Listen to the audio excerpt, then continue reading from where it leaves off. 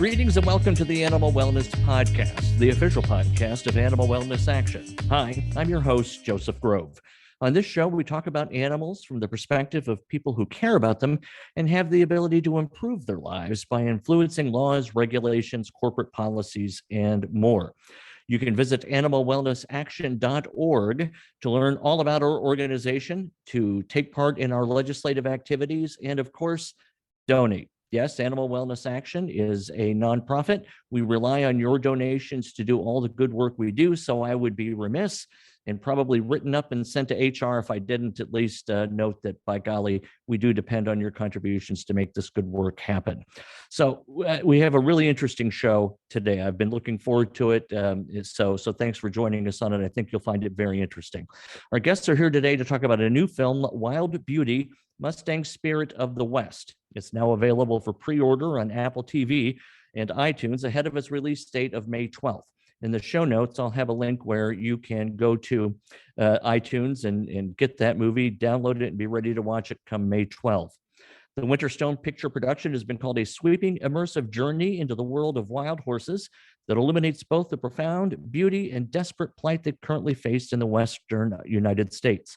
It won Best Documentary at the 2022 Boston Film Festival, Best Documentary at the St. Louis International Film Festival, Best Director, so is awarded our guest at the 2022 Documentary Film Festival in Los Angeles, and also Best Cinematography at a Los Angeles Film Festival. Ashley, you can correct me. I'm not sure I said all of those right, but the bottom line is it's really gotten a lot of terrific press. You, the film, the cinematography, all being recognized for excellence. It also features two great friends of Animal Wellness Action. Scott Beckstead, our Director of Campaigns, is in it, as is Marty Irby. Scott's probably the best, the most highly regarded expert on wild horses right now in the United States. Marty Irby, our former executive director, also a very passionate horse guy who was awarded by Queen Elizabeth a couple of years ago for all of his good work for horses. Scott, did Marty ever tell you that he was recognized by the Queen? That's his best kept secret, right? No, He never I know. tells You know, it's something he doesn't really like to talk about, and it's just you have to sort of really tease it out of him. He's pretty modest about it. So he's a very modest guy, but I'm even more excited to have with us the director of the film, Ashley Avis. She is an American filmmaker and screenwriter who founded Alchemy Pictures in 2010, which would eventually become Winterstone.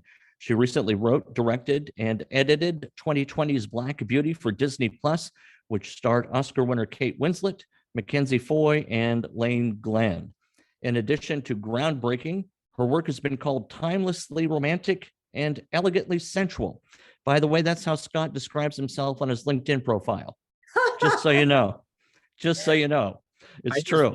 Hey, that's truth in advertising. That's what I strive for. That's right. That's right. No one connects with him, but that's how he describes himself. So, Ashley, super glad you're here. Before we get into the meat of the show, who was the bigger prima donna on set? Scott or Marty? Who had to have their own trailer, their own special avian water bottles or Evian? I don't even know what they drink. Who was the bigger fuss?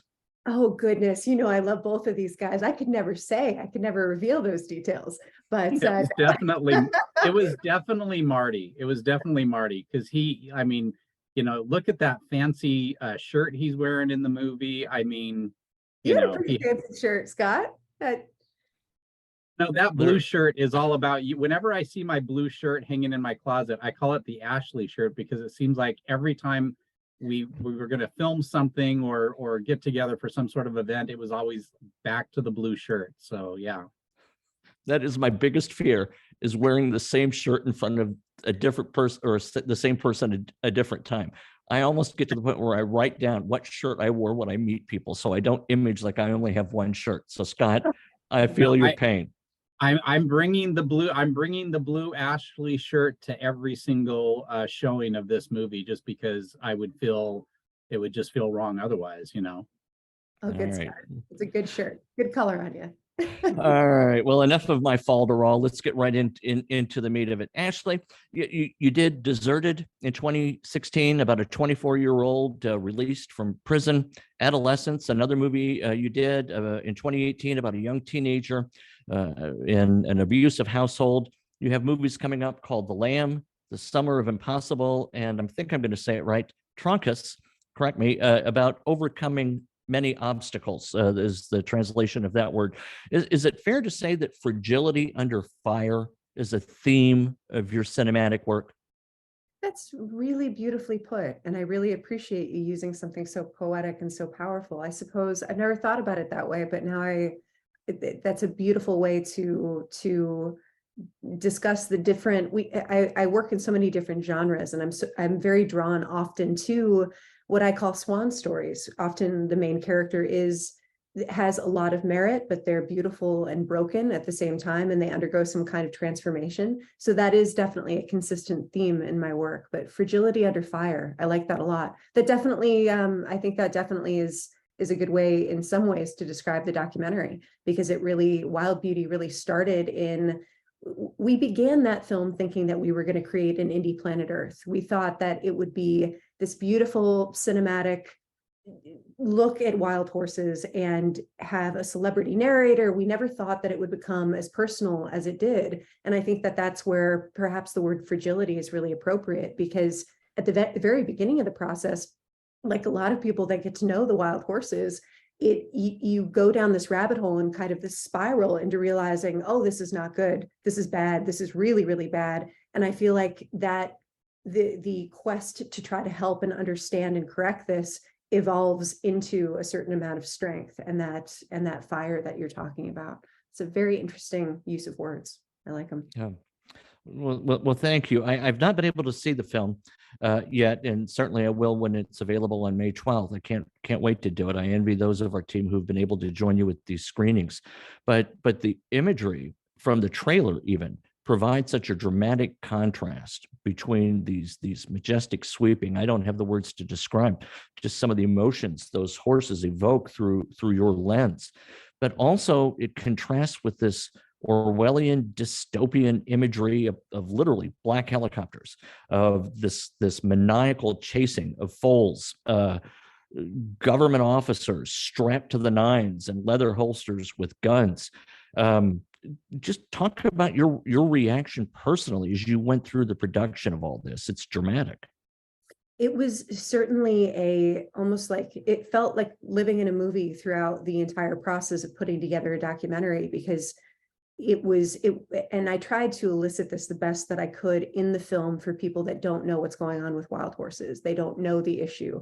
And it was that spiral into, my goodness, we have all of this astounding beauty on our public lands. People can go out and see wild horses. You can actually go out and stand near wild horses and watch their interactions and their families, and that being so profoundly beautiful and something we have to protect. And then into realizing there's corruption involved. Why are wild horses getting rounded up? How are we using, I love the use of the word Orwellian. I mean, and it begs the question I ask all the time, how in the world are we using helicopters to round up a flight animal in 2023? And for the Bureau of Land Management to call that humane, when you watch our documentary, and we're very careful about how much of the cruelty we wanted to show as pertained to the injuries. I mean, it's so hard for anyone to see a horse with a broken leg or a broken neck. I think that it teetered into kind of a bucket of, that's a film that some people are not going to be able to watch, and they're going to turn it off if they see that kind of a thing. So it was, and while the documentary is not made for children, we also didn't want to alienate the 12 or 14-year-old young person that might really grab onto this issue and want to make a difference. And so it was a very interesting balance, but emotionally going through the process over the years and getting bolder, we certainly got bolder along the way. And like I said, when we thought we were making an indie planet Earth, that changed when we went to more roundups, and we started getting bolder in questioning the Bureau of Land Management. And there was really a tipping point at the roundup of Anarchy in 2021, where they were so brazen in keeping us away from that trap site And had been happening over and over again. And that was personal because those horses were the first horses we filmed in the wild. And those horses are in Black Beauty. And Black Beauty has been seen by tens of millions of accounts, not just people, accounts. So how many people has Black Beauty affected and started educating people about wild horses? Because obviously in our Disney Black Beauty, she's a wild horse rounded up and taken away from her family. But the Aniki horses were featured in that film. So, and we had gotten to know them over the years. So that roundup, it really was the tipping point. There was a moment on the second day of the roundup where I asked anyone with a camera to turn it around and to march up the hill with me and to question Gus Warren and Lisa Reed about why we couldn't see the trap site. And it was over an hour long conversation as we fought to try to get the right to view the trap site. And so it's just been a really interesting process into the lack of oversight I feel the agency has and is able to get away with. I mean, in my opinion, in some cases, it seems like they're getting away with not perhaps murder, but these horses are dying under their watch. And how are we calling that humane? How is the agency calling that humane? Excellent. Scott, I'm going to turn it to you. Thank you, Ashley. That's very, very vividly and well said. Scott, you, I know, are an expert on the relationship between the Bureau of Land Management, the people who want to use the land occupied by wild horses. What is going on? Why in the world are we doing this to these animals? Well, I think Ashley has really framed it perfectly. What I have come to believe and what I make sure that I try to convey to people is that the federal government's most potent weapon against our wild horses and burros on public lands is not the helicopter. It is disinformation. And, the acting at the behest of industry, especially the livestock industry. This agency has embarked on a campaign not just to depopulate our public lands from these animals that we all love and cherish and care about, but also to mislead the American people as to why it's happening.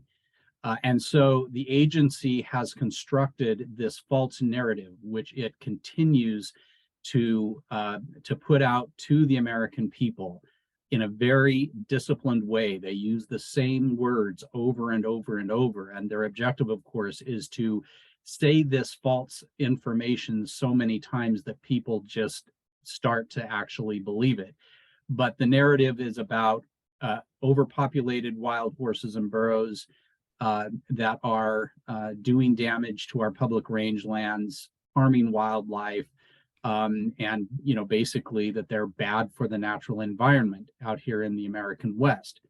And in none of those public communications will you hear the Bureau of Land Management mention the word livestock.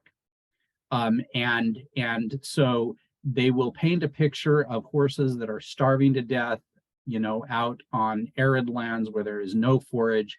And so they have to use these helicopters to round the animals up because it's the right thing to do for the horses and it's the right thing to do for the rangelands. That is what the BLM is out there saying. But what you find is that is actually a pretext, that the horses are in a very good condition, that they are thriving on public lands.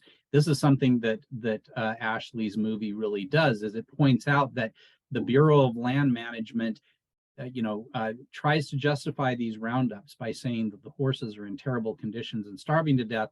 And then when people can see with their own eyes that the horses are actually in very good condition, then we see the agency change the narrative and use other pretexts to conduct the roundups. But it's all a disinformation campaign. And the discouraging thing is that the American media just takes these public pronouncements from the Bureau of Land Management and regurgitates them like they're actual news. They do nothing, too many reporters don't ask the question, okay, you're saying that there are, that 500 horses is too many for this particular area. How many cattle and sheep? And it's very revealing that after these roundups, where they say that, the rangeland can't support a few hundred wild horses, that after the roundup, just, within weeks or a couple months, thousands and thousands of beef cattle and sheep are turned out onto that same area that supposedly couldn't support a few hundred wild horses. So let me break it down there, because I want to make sure that I'm tracking with the narrative.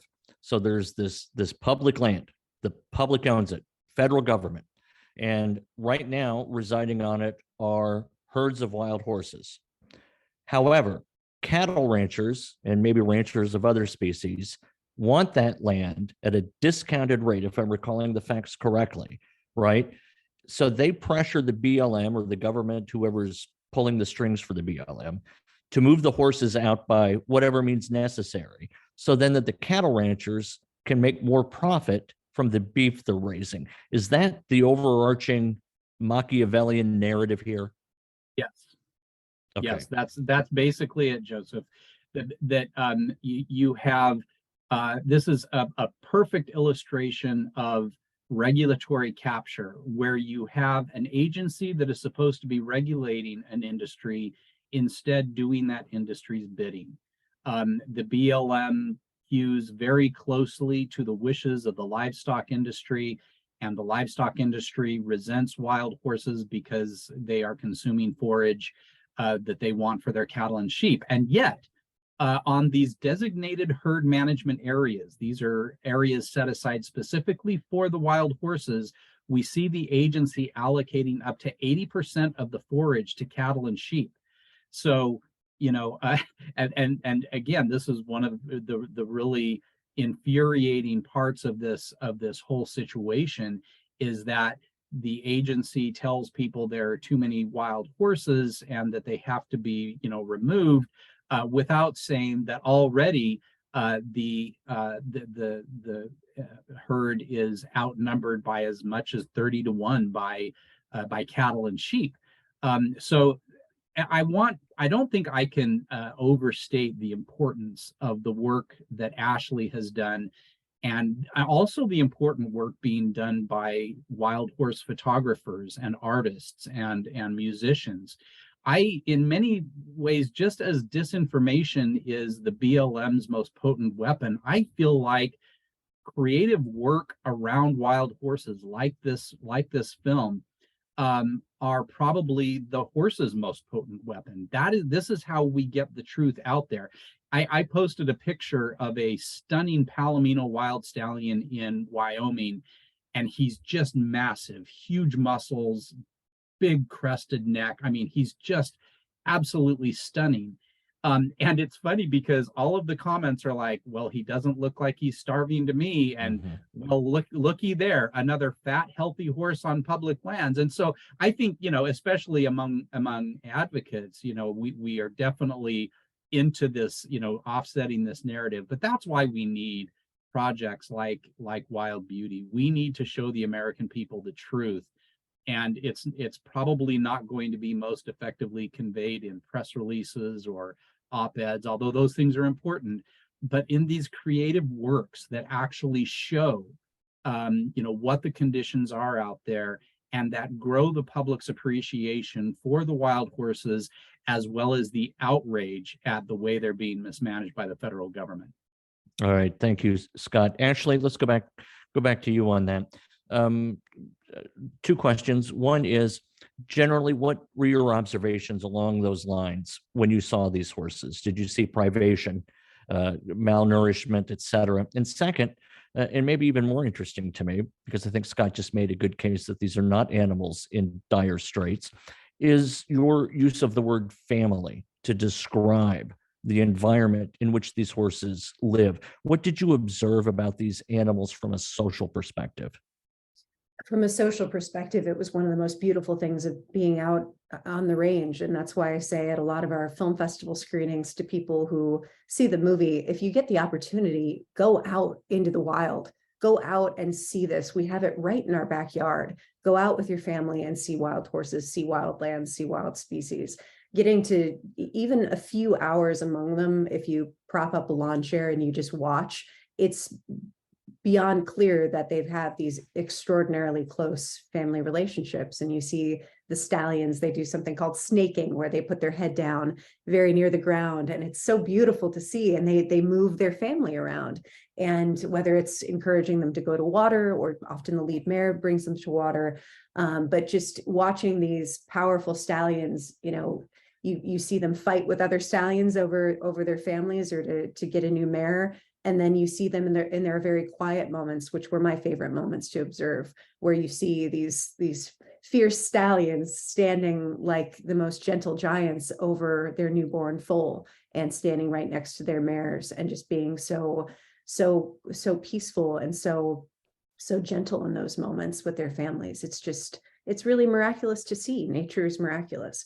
And then some of the observations that we had as we continued down the path over the years was that, certainly as Scott's discussed, and the scariest thing is that repetitive narrative where the BLM is saying, they're starving, they're overpopulated, it's drought. And hearing that, I work with actors for a living, so I'm used to hearing repetitive phrases, and it's really disturbing when those repetitive phrases are used like a movie script by the publicist for the Bureau of Land Management in different states, where they're parroting the same script or a very similar script.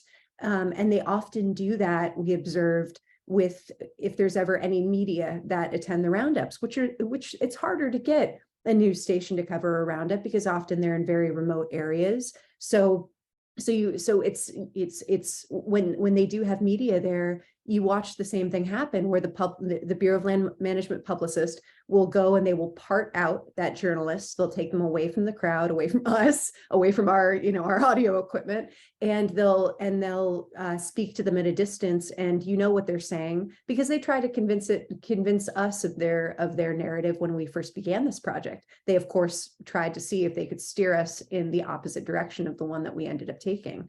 But when it came to the horse's body condition, we were across over 20,000 miles. It might have been, that was just when we were counting the odometer, so I'm sure it was more than that. But we were everywhere from California, Nevada, North Dakota, South Dakota, Idaho, Oregon, New Mexico, Colorado. We were everywhere. And when we did witness these roundups, the horses are fat and healthy. And when just by way of example with the Anarchy, if you would go and you would see the areas that the cattle had been released, some of those areas were Eric Molvar from Western Watersheds. He described them really appropriately. He called them moonscapes, where you see there's nothing left, but that's where the cattle were. And then you follow the horses and you go over the mountain, and you go to places where the cows don't go because it's too far away from the water source. And you see high grass. You're walking through high grass over your knees. Sometimes and that's where the horses are grazing, and you see the very healthy rangelands. And so it's profoundly disturbing to me that the BLM is still getting away with saying wild horses are starving and overpopulated. And it's even more disturbing when you really look at the patterns of what's going on. The summer roundup schedule just came out, and they're targeting herds that we feature in the film that were just rounded up. The San Wash Basin horses, they're taking more out of San Wash Basin. And Scott, you might have the exact numbers, but isn't San Wash Basin over something like 800,000 acres? It's really hard to find those horses just when they were at their previous numbers of about 400 or no, there were more. They were close to 700, I think, in 2021 before that devastating roundup. But that amount of land is, to the naked eye, it's almost inconceivable how much land there is. And the fact that they're saying these horses are overpopulating, it's a lie. It's a lie that's been perpetuated, and nobody's even getting a slap on the wrist for it, which is insane to me. I hope your film has the same effect for wild horses that Blackfish did for captive orca and sea animals like that. I really do. It sounds to me very similar in its potential. Scott, what happens to these wild horses after they are rounded up? Where do they go? Well, it's obviously it's a very traumatic process, and this is one of the things that makes these operations so fundamentally and unacceptably inhumane. Is that first and foremost, these wild families are separated. The stallions are separated from their bands, and they're taken first from after they are chased into a trap. They're loaded into trucks and they're taken to a temporary holding facility where the BLM will euthanize by gunshot any horse that has what they call a pre-existing condition or injury, which very often are injuries caused by the Roundup itself. But then they separate these families, and then from there they go to what are called short-term holding, which are just barren dirt corrals maintained by the BLM, and it's there that the horses are, the stallions are castrated. The horses are given a freeze brand. A tag is tied around their neck with a number, and at that point they stop being a wild free roaming horse and burro and become basically just a number in the system. The animals are put up for adoption through various means. The BLM holds public adoption events where they take these animals to fairgrounds and facilities around the country to try and generate adoptions. They also have an online adoption process. But then, the worst part of the adoption process is what's called the Adoption Incentive Program, where the BLM pays adopters $1,000 a head to adopt up to 4 animals per individual. And what we're finding, and this was exposed by the New York Times in August of 2021, is that these adopters are gaming the system. They get $1,000 per horse, hold on to them for a year, never socializing them, never working with them to try and get them, to be manageable. And at the end of the year, when they get their certificate of ownership from the BLM, they take those animals directly to the auction, where those animals are at grave risk of going to slaughter in Canada and Mexico. Now, horses that are put up for adoption and not adopted, they may end up going to what are called long-term holding facilities, and those tend to be larger pastures maintained throughout the United States, but especially in the Midwest. And there they spend the rest of their lives basically being fed at taxpayer expense, when of course they should be on public lands living their lives where they don't cost the taxpayer a dime. But that's the reality. And yes, a small portion of the horses do end up getting adopted into good, loving homes, but unfortunately, far too many are landing in the slaughter pipeline. And this is something that Ashley's film explores. She actually goes into an auction where horses and burros are being bought and sold for slaughter and in Mexico. And it's distressing to see. And it's distressing because the BLM, says that it has a no slaughter policy, that it specifically does not want these animals going into the slaughter pipeline, and yet it knows that these horses are going into the slaughter pipeline, and it's doing nothing to try and stop it. Actually, I'll go back to you in a moment, but while Scott's on this topic, relative to horse slaughter at least, say a few words, if you would, Scott, to let our listeners know what Animal Wellness Action, with you leading the effort, are doing to combat the horse slaughter pipeline, and tie into that too, if you would, please, what we are doing as an organization for wild horses overall. Well, thank you. I mean, that's probably a question for an entirely different podcast, because it's a big topic. But I will say that one of the most important things that the Center for a Humane Economy and Animal Wellness Action have done is partner with Animals Angels, which is an organization that is viewed as the leader in exposing the conditions for horses that are going to slaughter from the United States. And we partnered with Animals Angels in a new investigation that just came out a couple months ago, and it exposes the terrible mistreatment of these animals, both at the auction yards and the kill pens, as well as on the trailers. And then it documents the absolutely horrific conditions that these horses have to endure as they are waiting at the meat plants for their turn to be slaughtered. This investigation really exposes the need, as does Ashley's film, for a national solution. We do not raise horses in this country to be food. It is a cultural taboo to eat horses, just as it is a cultural taboo to eat dogs and cats. In 2018, Congress passed, and it was eventually signed into law by President Trump, the Dog and Cat Meat Trade Prohibition Act that banned the slaughter of dogs and cats for human consumption.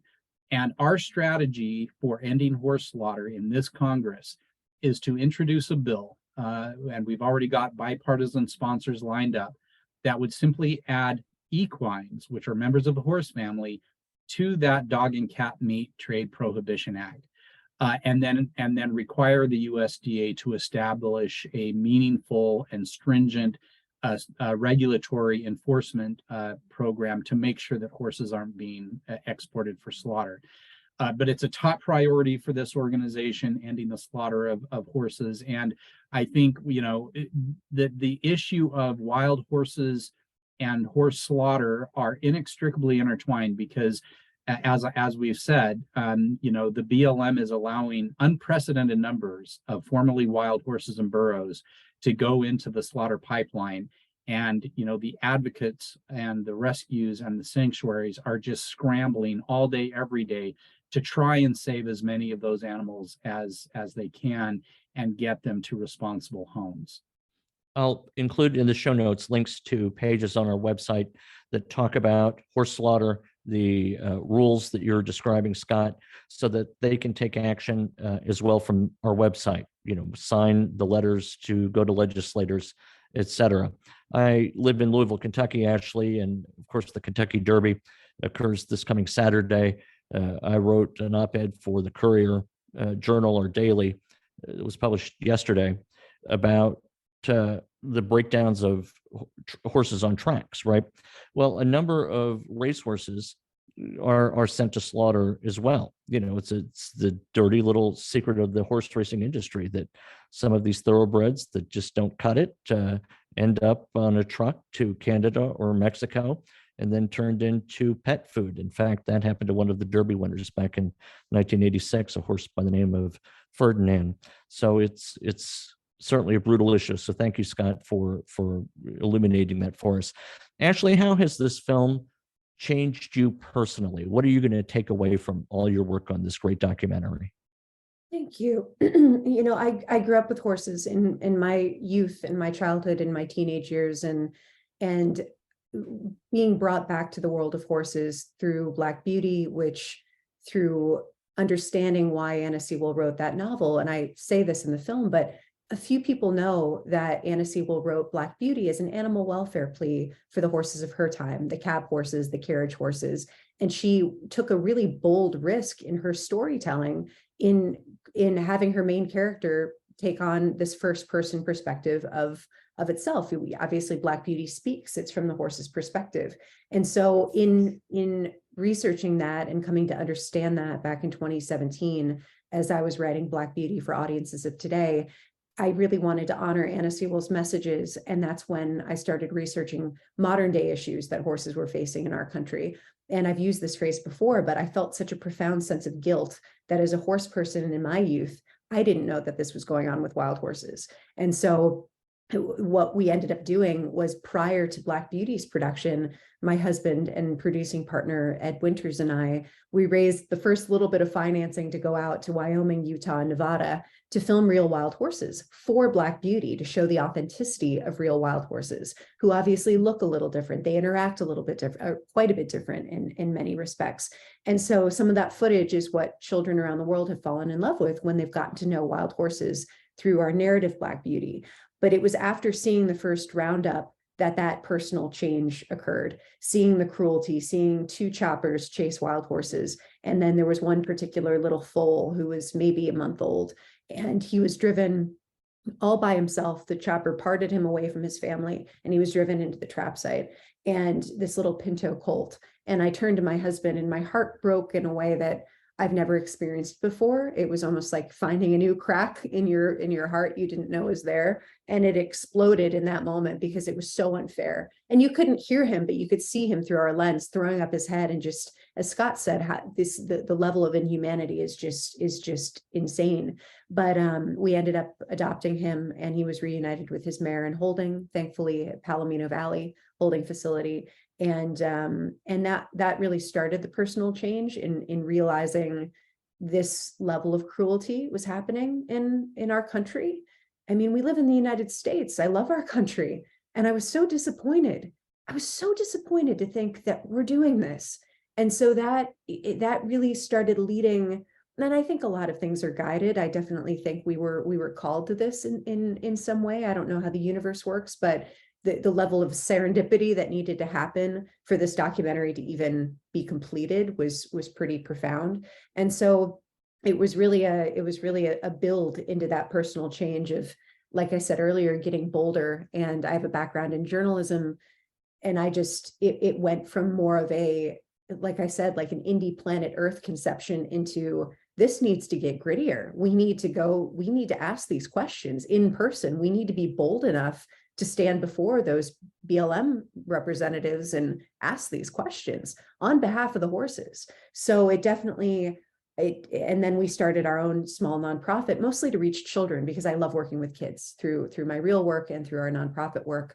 But it definitely, as you said earlier, I liked that. It was the fragility that, what did you say? The fragility under fire. Fragility under fire. I love that. I think that's the perfect encapsulation of the conversation with Gus Moore that you'll see in the film.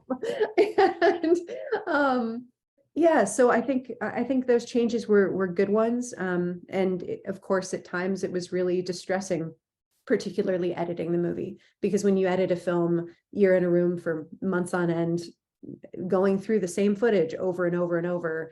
And as an empathetic person that loves animals, that was really hard. It was really hard to edit the film. I mean, it was a joke with my husband, but at certain points, I remember saying, I think this is going to kill me. I can't keep watching it. But you have to do what we kept coming back to was, we have to do our jobs as filmmakers, as journalists, as people who care about this issue and care about the horses. We have to keep going. And so I'm beyond thrilled and very, very honored that we were able to complete this in the way that we did with a team that was so, Scott and Marty and Yvette Running Horse Colin and Eric Mulvar and Kimberly Curl, all of these amazing people that really care about the horses. And it was very special and very guided, I think, to find you guys, to find you, Scott. Well, thank you, Ashley. I appreciate all of that very much. Thank you for staring at that which most of us can barely even glance at. So thank you for doing that and for translating it visually in a way that tells a story powerfully, succinctly, digestibly for the masses. And I hope the masses watch this film. And I certainly encourage all of our followers to watch it. I'll have the link to the pre-order in the show notes as well. So again, our guest has been Ashley Avis, along with Scott Beckstead. Ashley is having out now. It's available, as I mentioned, Wild Beauty, Mustang Spirit of the West. You can watch it. Scott and Ashley, you'll be in Seattle later this month or next month for a screening, I believe. I'll put the date for that. So if you live in the Seattle area, you can meet these individuals in person. And if you can do that, that would be great. And Scott, thank you for volunteering to fly me out there. I appreciate that. I'll let you know what my airport is, and you can bring me out. I assume you're going to want to fly first class, right? No expenses spared. I'll do coach as long as you put me at least in a nice Marriott when I'm out there. Okay, no more Motel 6s. Thank you, Scott, for that. I appreciate it. And thank you to all of our listeners for the Animal Wellness Podcast. Be sure to visit animalwellnessaction.org for all of our news and information and to sign up for our news alerts. You can find us on Facebook and Twitter, and we invite you to subscribe to this podcast on iTunes, Podbean, Stitcher, or Spotify. I'm your host, Joseph Grove, and we'll be back soon with another episode of the Animal Wellness Podcast.